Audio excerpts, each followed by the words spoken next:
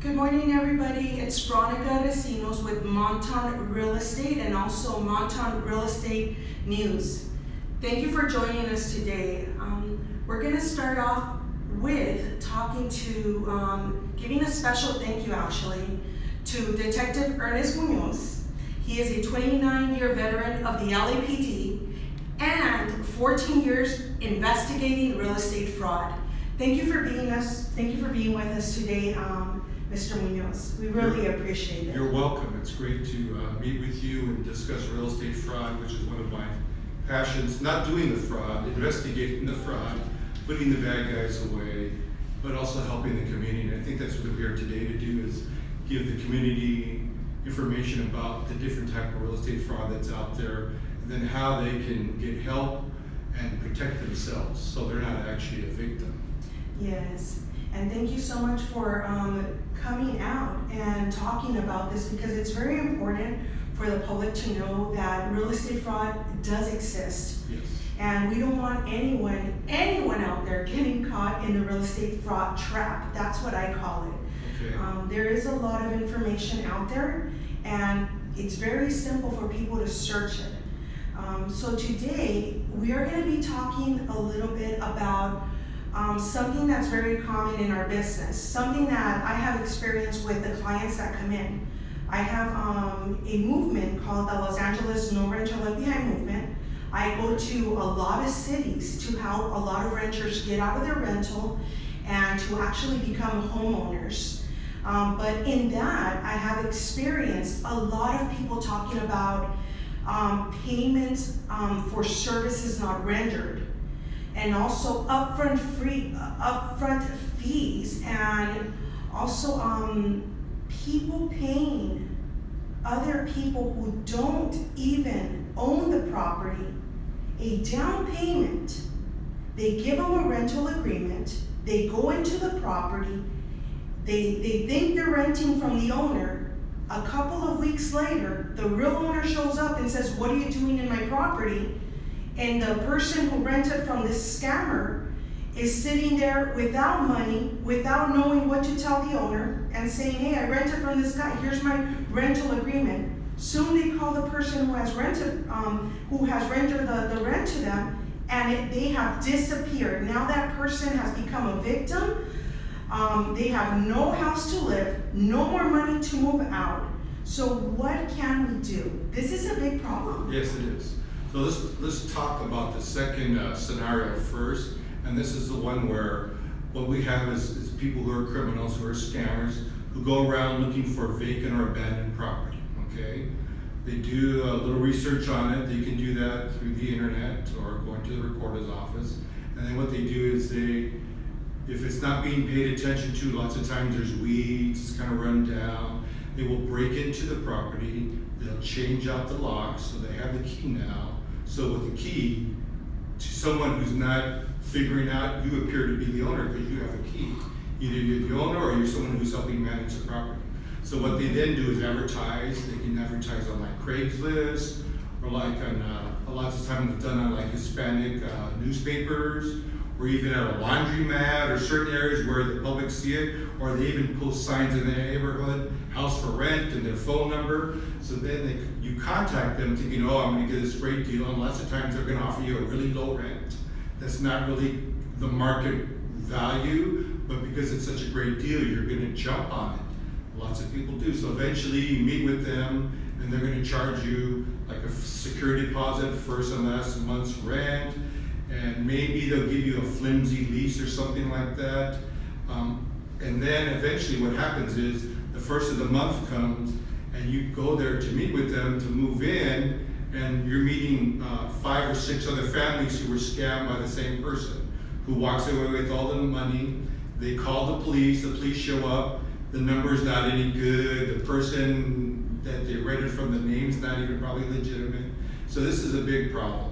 And then what happens is that really you have two victims. You know, you have the victims who own the house, the person broke in and did damage and vandalized it, but also the victims of all these people who came and gave money. And then they're out of all this money, and more than likely, we're never gonna see that money, because lots of times the suspects are gonna ask for it in cash. They want cash. So most of the time, because you want this deal, you really are desperate to find a house, you're gonna pay cash.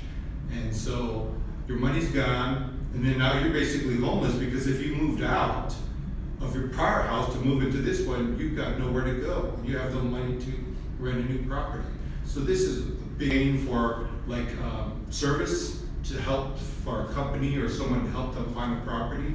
And that is actually a legitimate business. It's called a prepaid rental listings service. Yeah, that's going on around Okay. very heavily right Okay. now.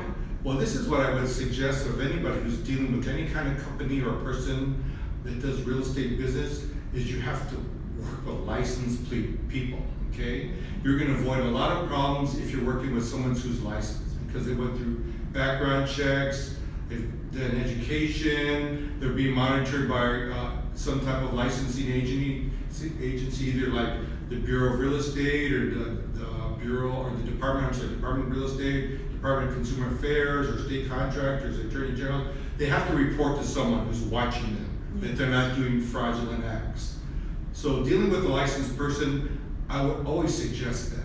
You're gonna pay maybe a little bit more, and that's what these unlicensed people do. They try and track you with a much cheaper price for services.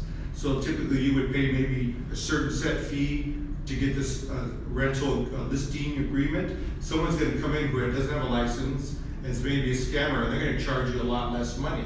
But then in the end, you're gonna lose it all, and you're gonna have no recourse. You can't really sue them, you can't go after their license, you can't report them to the agency that licenses them. So that's why I always suggest, always work with a licensed person. So these prepaid rental service, they actually have to be licensed by the Bureau of Real Estate. They have to have a bond, okay? And then they have to give you actually a contract. So when you meet with them, you're gonna say, oh, I wanna find this type of property, this is my price range, and this is the locations I want. So they have to work with you on that. And then you have to sign a contract, okay? And they have to deliver it usually with on their promises to find your property within 90 days. Usually that's the length of the contract. And then if the contract expires, then they have to renew it with you.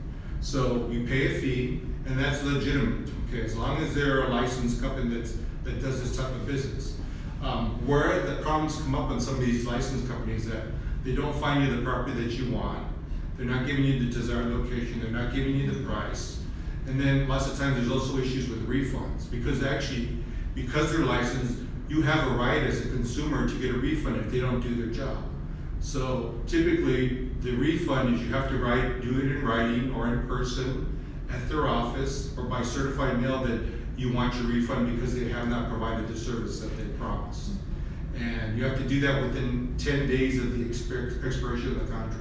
So if you're 90 days out, you have to do it like the 80th day. You have to ask for your money back. And they're required by their licensing and by the law to provide you all your money back except for $50 that they keep for administrative fees. So some of the warning signs are on these type of companies, or someone that's not licensed, and if you decide to work with someone who's not licensed, buyer beware. If they ask you for cash, for payment, you shouldn't be paying cash for any signing a contract. You should be getting either a check or credit card or something, so you get a receipt and you can track the money, okay? And then if they don't fulfill their contract, they don't do what they promised. They're giving you listings that are not even what you want, okay? Also, if you can't reach them, they close their offices. Those are all red flags, warning signs. And then ultimately, if they just disappear, then basically you've already been scammed. So that's why you really have to do your research on these companies. You can call the Bureau of Real Estate, you can go online, you can check their license to see if there's any kind of complaints or issues or whatever. And so it's really on you, the consumer, to really do your due diligence. But working with a licensed person, I feel like you always have more protections. That is correct. I think that the consumer has to be very aware, because this is a big problem. And I know that on our side, when we're getting these type of clients, they come in and they tell me, well, they promised me because I didn't have good credit, or I had an eviction that they weren't even gonna, for me not to even worry about that. But the truth of the fact is that every owner is going to want to know what your credit is. They're gonna wanna know if you have an eviction. And more than likely, if you do have an eviction, it's probably gonna be a turn down anyways.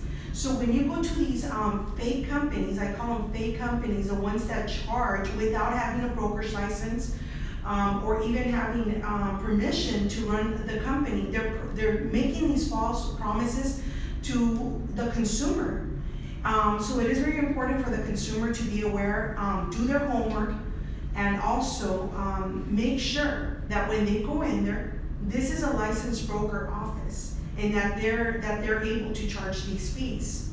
One of the things for the Los Angeles No Renter Left Behind movement is that when we get these people in, I feel really bad for them, because about a week and a half ago, one of my friends that we have not talked to for a very long time called me and said, Veronica, I need your help. Do you have any rentals? And I said, of course we do. All real estate agents and brokers have an MLS, and we can provide free rental listings to you. They're probably not gonna be too inexpensive because we're legit.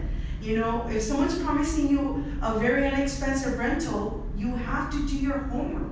The rents in LA are pretty high right now, but what we provide is true rentals, true leases. So he called me and said, Veronica, you know what, I need your help. And I go, well, it's probably not gonna be,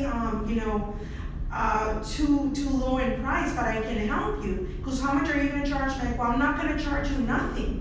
Until I provide a service, then I'll provide you some. Then the owner will pay me.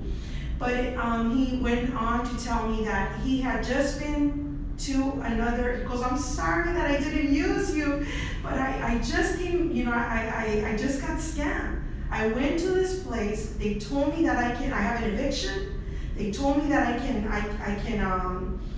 can rent, and they took my money, and now, they don't want to give it back to me. They said that they already rendered the service and that there's no rentals out there for me, that my contract has expired. So with that said, when I told him that he had an eviction, okay, I didn't know, I can help you with the rental, then he was able to bring me all his documents in, and now we're getting him pre-approved for a home. So those are the magic things that we can do. Sometimes a consumer doesn't even know. Yes. That renting a property could be a lot more expensive than just buying it. But being in contact with a strong broker, a strong agent, they can lead you into a successful rental or lease, or even purchasing your own home. So it might cost a little more, but you're much safer. Security, yes. Absolutely. And this is kind of an example of someone that worked with you in the past, and they went somewhere else maybe because they were going to get a better deal or price or whatever. That's exactly. The loyalty wasn't there, but then it winds up costing them money in the long run. That's why I say if you have a good relationship with a broker or an agent, stay with them. Don't go anywhere else. Yeah, people are going to offer you, I can charge you less commission, I can do that, but lots of times they're promising stuff that maybe they can't deliver just to get your business. So like I say, if you have a good relationship with someone that's done good work for you in the past, been successful, just stay with them. And that's my suggestion. Yeah. And then as far as someone who has to actually maybe is a victim of these type of scams, you're dealing with a licensed prepaid rental listing service company that was not doing things legitimately, then you can file a complaint with the Department of Real Estate, and maybe possibly also your local law enforcement. Yes. So those are some of your options you can get. Yes. And then contact like the Better Business Bureau, because they're doing probably an ethical business. Absolutely, and they can always, if you're looking for a rental out there, or you're looking for a lease, or even to purchase your home, you can always contact a broker, like I said, or a real estate agent. We're here to help you, and we're here to serve the community the best way that we can. I also want to talk a little bit about real estate investments. Okay. About how the market has gone up a little bit right now. We don't have too much meat on the bone. That's what we call it in the real estate investment world. So what I mean by too much meat on the bone is that when we're doing deals out there, whether it's a flip or a development, that there's not enough profit now to be made. So a lot of the investors and developers are suffering just a little bit, but ethically, they're moving forward, they're helping society, and they're developing more, and they're flipping homes to make them beautiful for the consumer. However, there's always greed. There's always these people that come out there and say, hey, you know what? You're an investor. I can make you this much money, this much return on your investment. When we know we're not at that market anymore. So a lot of investors, there's people that have all their earnings, maybe older people, younger people, they've saved, and they're about to get ripped off. What can you tell us about that? Okay, so this real estate investment scam, it's kind of a Ponzi scheme, has actually been rising in the last couple of years. The issue is that, like you said, there's people that are making wild claims of the successes that they're going to do for you. You're going to make all this money. There's all these shows, and people get caught up kind of in greed, saying, "Oh, I can do that." These flip shows that they're on all over the TV, and they're seeing these people are making all these profits. Well, maybe that's not the case anymore. Lots of times you have to think that these shows are like a year or two old, and the market's constantly changing. So I think the biggest thing is also you just have, if you're going to start working with someone like either a broker or a developer, once again, work with someone who's licensed, and then do your checks. I mean, a lot of people invest money, and they never even check out the person who they're giving their hard-earned money to. You know, you can go on the internet, you can call the Bureau of Real Estate, you can call the State Contractors Board if you're dealing with like a contractor developer. Do your due diligence before you sign any kind of contract, agreement, anything, and then hand over your money to someone. And if you're going to get a contract to work with someone, don't sign it right away. Don't get pressured into, oh, we got to do this quick, we got to make money fast, or there's a deal we got to do really quick, we could lose it. Don't get rushed or pressured into anything. If you don't understand a contract or agreement, are you going to sign it? No. You take it to either an attorney that you trust, a paralegal, or a real estate professional like yourself who understands contracts in real estate, and have them review it before you even sign anything, okay? So, like I say, doing your due diligence first. In one of the cases that we had a bunch of investors invest all this money with this real estate person who said, oh, I'm an expert at flips and investments, I do foreclosure, short sale, I'm like great at everything. Well, if they'd even check her in the beginning before they gave a lot of money to her, they would have found out she had a revoked license. She wasn't even allowed to practice real estate in the state of California. That would have stopped their losses right then and there, and they would have moved on to someone else. But because there's a lot of trust in real estate, a lot of people are really great talkers about what they're going to do for you, people just believe it. So, like I say, some of the safeguards you can do is check on that person first, okay? There's lots of ways you can check them on the internet, calling the Bureau of Real Estate, State Contractors Board, lots of ways you can find out about this person. And then also, so say you do invest your money, okay? A lot of people let that person just handle it all. And they just said, oh, I'll wait till 6 months when they say we're gonna close and I'm gonna get my money. And they never check on the project or the development. And they just, whatever they're doing their own thing. Go out to the location. You should have information on the house, the address, get a breakdown of what the costs are gonna be written in your contract, and then go out and check the work. Lots of these people don't go out and check the work, and if they went there, they find out there's nobody even there doing any work. Or the work that was scheduled that's supposed to be done, it's not being done. Or they might be there with a contractor or a worker, and the worker will tell them, hey, this person's not paying me, this investor that you're working with or a developer, they're not paying me for the work that I'm doing, so I'm not gonna. So there's a lot of issues if you just go out to the location and check on it and follow up on it. This is your hard-earned money. I mean, you just don't give it to someone and then not even follow up on it. So that's another clue. So I think in the end, really it's just doing a lot of due diligence and checking before you invest your money with someone. And like I say, it's best to check with someone who's licensed. Because say the deal goes bad, you can go after their license, you can put pressure on them that way. There might be a civil lawsuit, and then if there's some type of fraud, then possibly you could run it by someone in law enforcement like myself, and I could determine whether or not a crime occurred, and then we could also create maybe possibly a criminal case. But there's a lot of different layers that you can go after this person if you feel like they ripped you off. Yes. You know, for the real estate development, I know that one of the it's happening, you know, in the real estate industry, wire fraud. But for the new real estate developments, because they're just starting to build, the process of you purchasing a home on paper and then building it through and you going through the escrow, that period might be a little bit longer than what a regular home sale would be.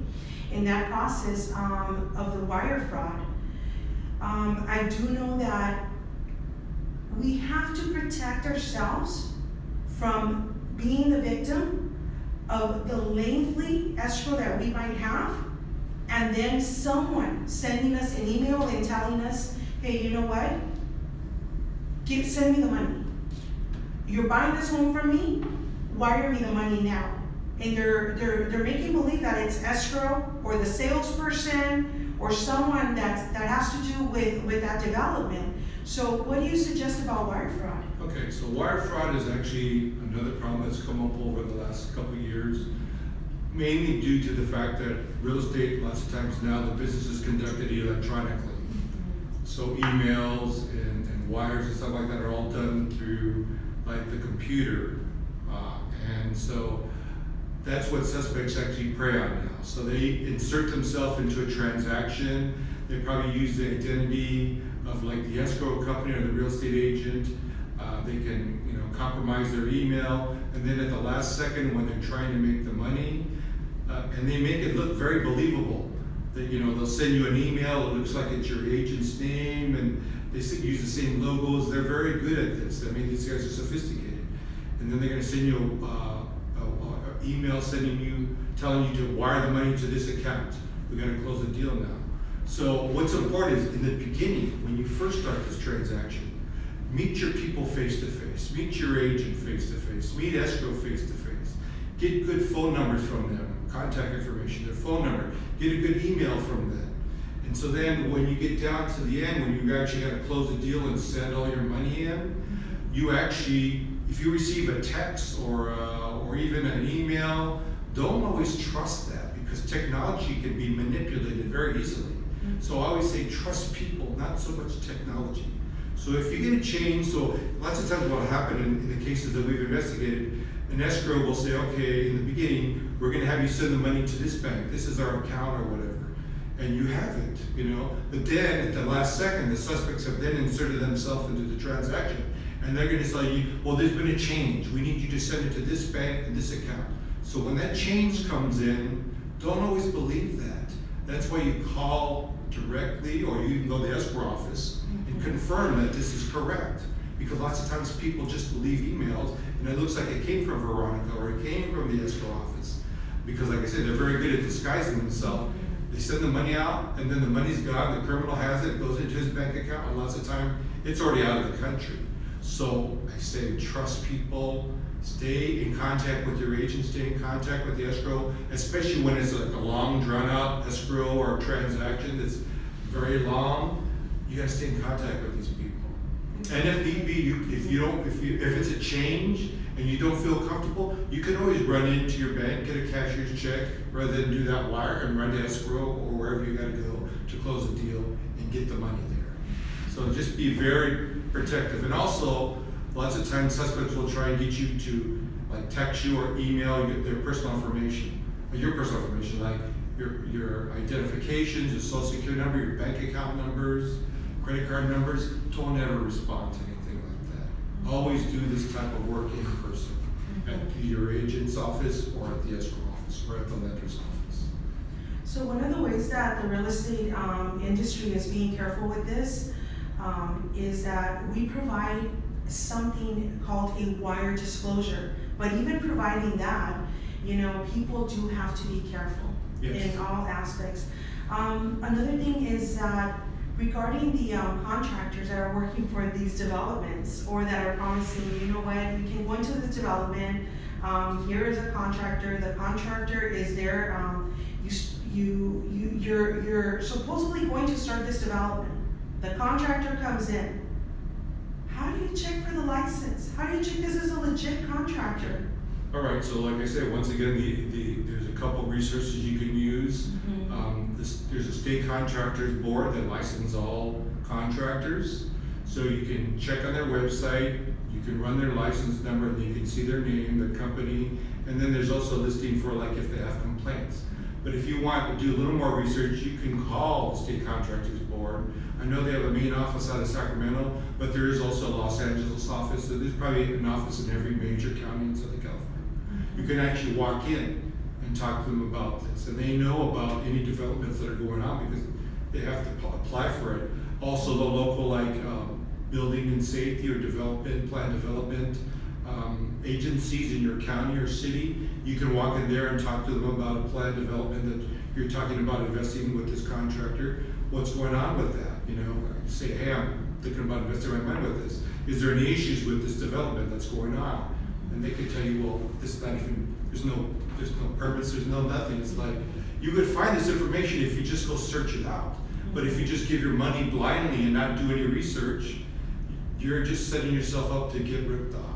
So check into all these different sources that are out there for you. Yeah, right now what's happening too is that we're starting to see a lot of artificial intelligence.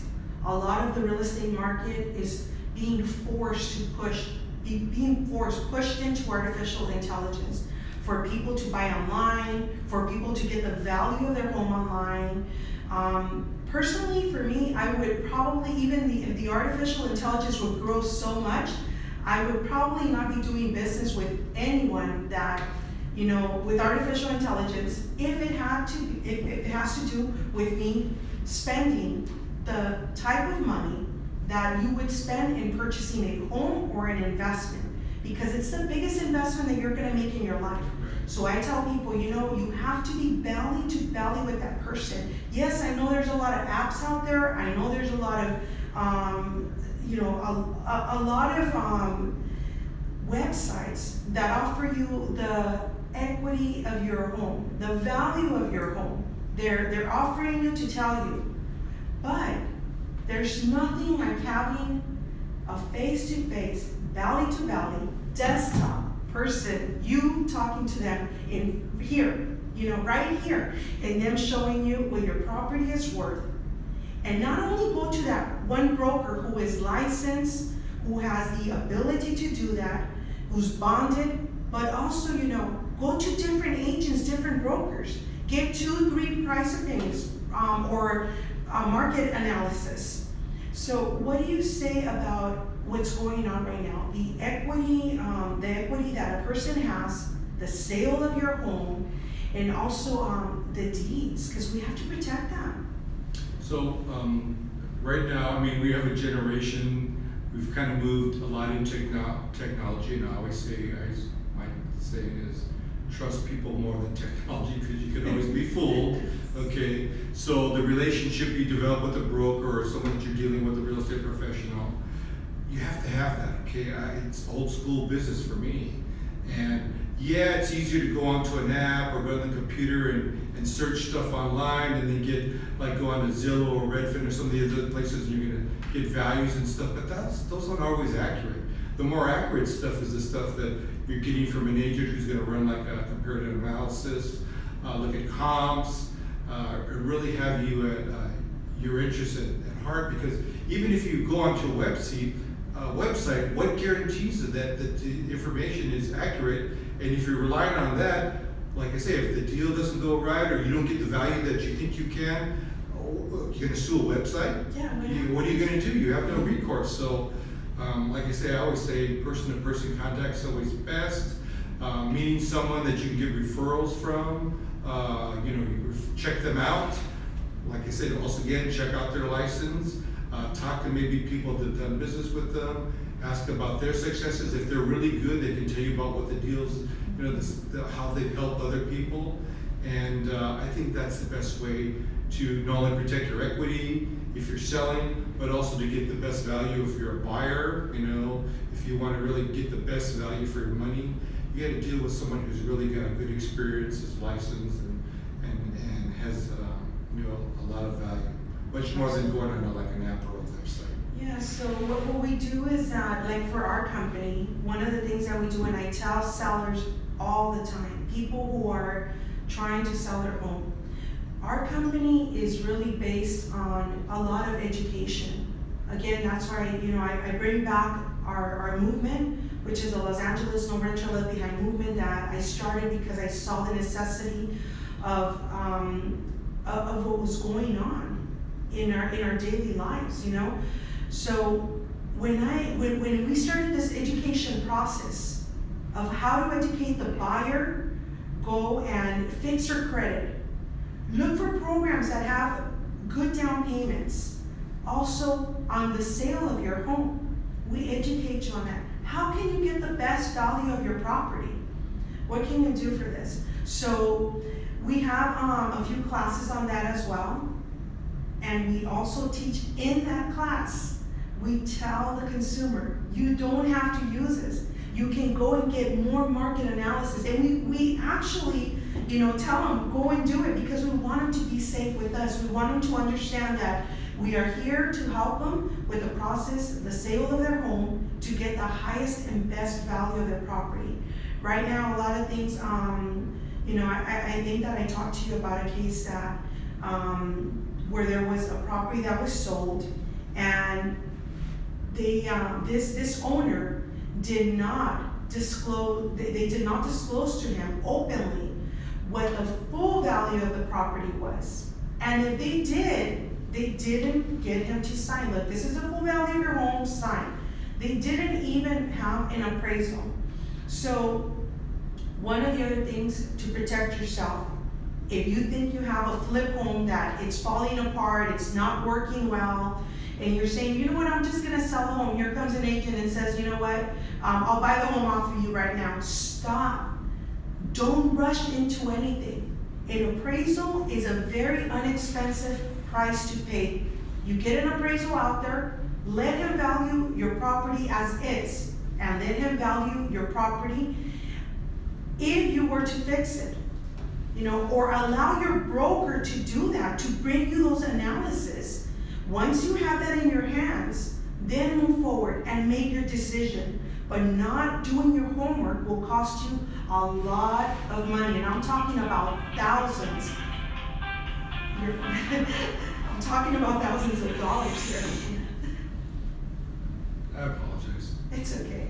So that's one of the things, that I do tell the people who are selling their home, whether it's a flip home or whether the property is okay or whether it's luxurious, they have granite countertops and everything.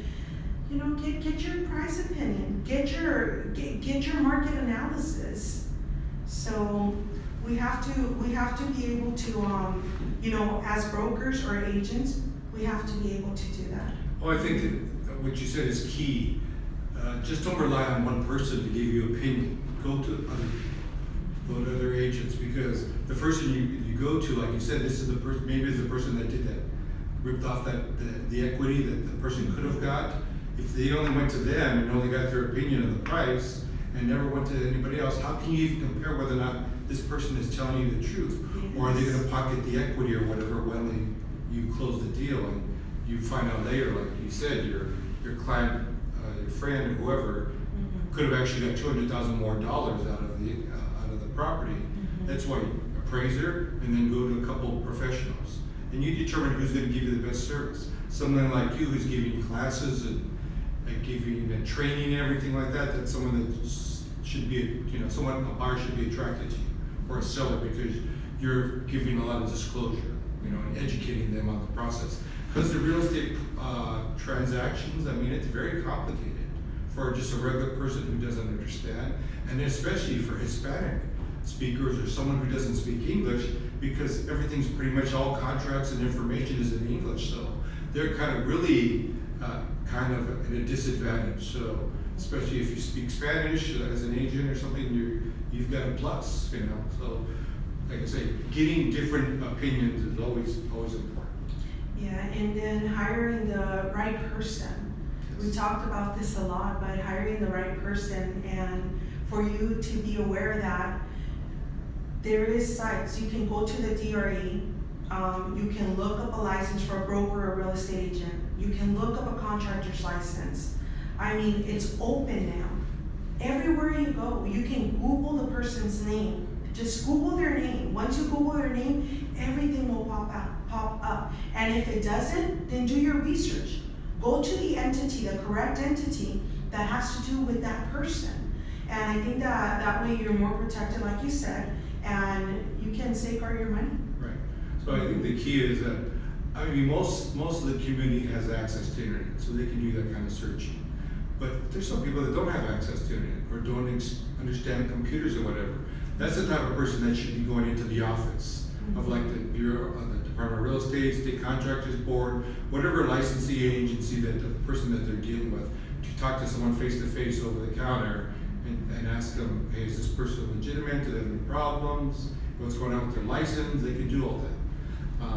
And then don't always pick someone just because they offer you a low price or a flat rate, commission or whatever, because lots of times you may not get the best service from that person. When you call them with something, they may not pick up the phone. I mean, if they're gonna charge you like very little money, you're probably gonna get very little service from them, okay? So it's not always about price. And then lots of times, if they really have no financial interest in this transaction you're dealing with them, they can just walk away from you because they're not gonna make that much money anyway.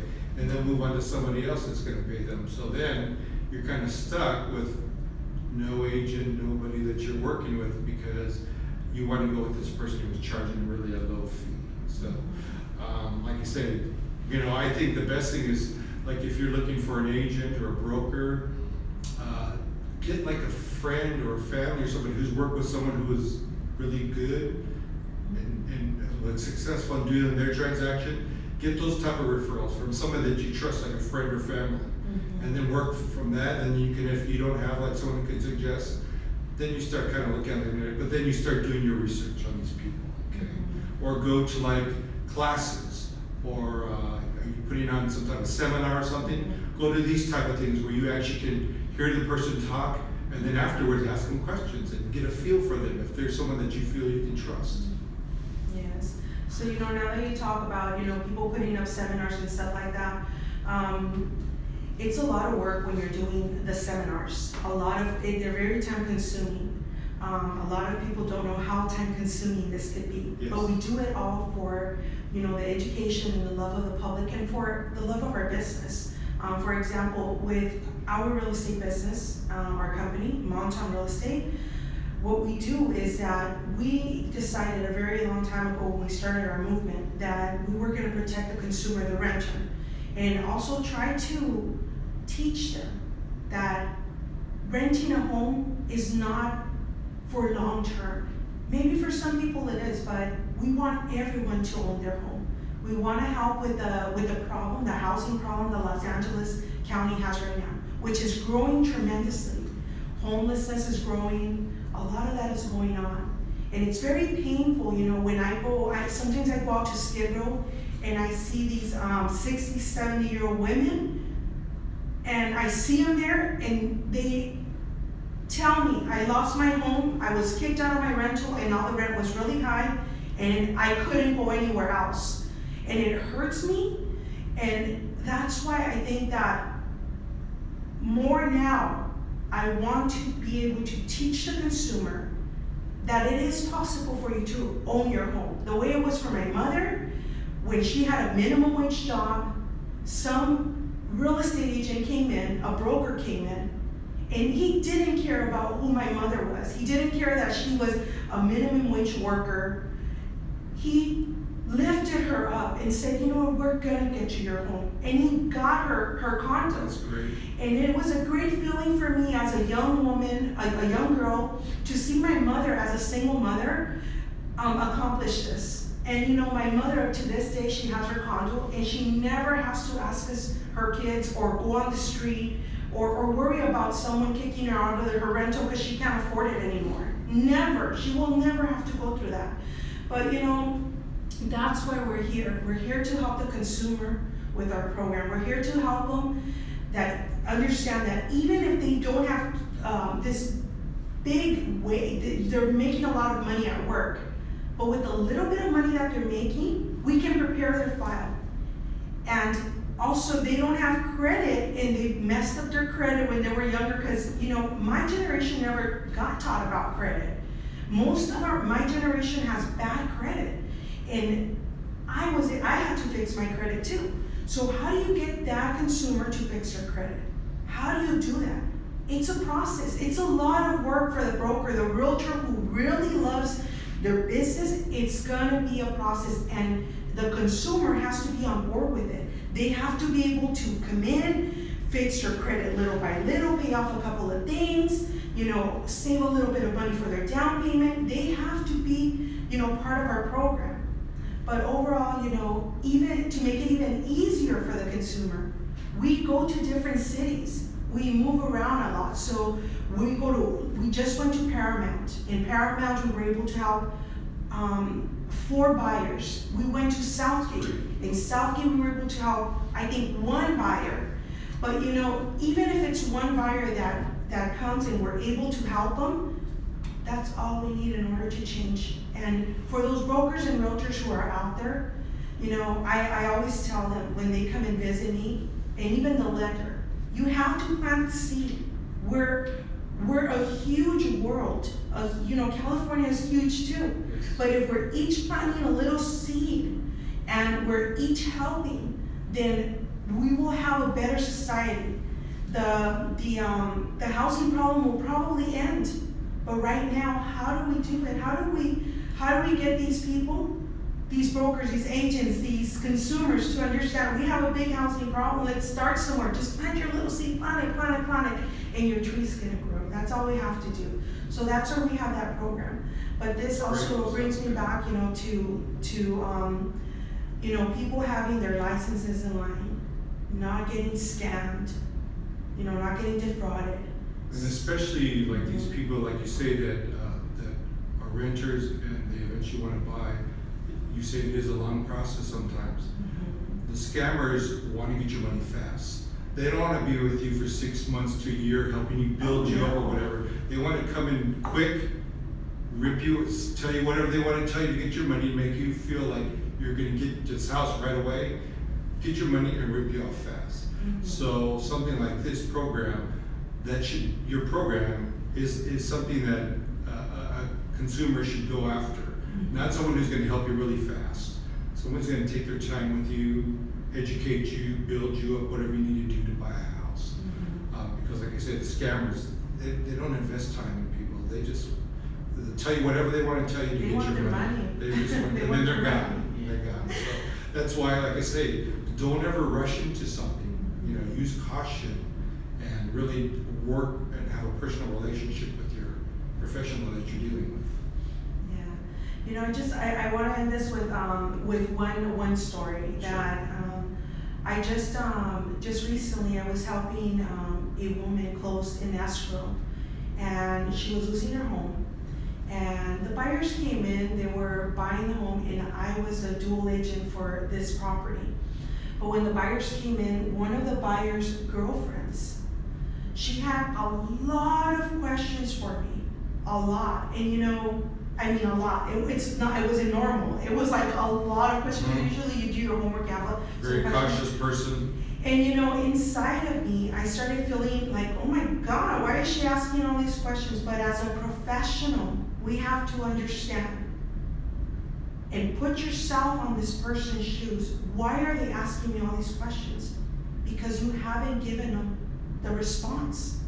So as soon as she started getting response back and getting all the information, it was more like, okay, you know what? We're on the right track. We're on the right track. We were able to close the escrow yesterday, and I'm very proud that we were able to help this family. They have kids, and everyone that collaborated with that.